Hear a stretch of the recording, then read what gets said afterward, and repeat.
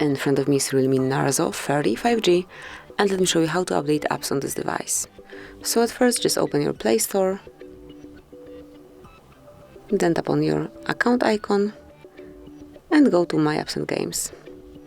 And here under Updates, you will find all applications that can be updated, and you can either update one particular application. For example, Google. Just click on Update right next to its icon, and then the latest version will be downloaded and then installed. Or you can update all apps at once. Just click on Update All, and they will be done. Like, as you can see, each app will be updated. Meanwhile, you can use your device in a normal way, and then if you open it again, you'll be able to detect the progress. So that would be all. This is it. Thank you for watching. Please subscribe our channel and leave the thumbs up.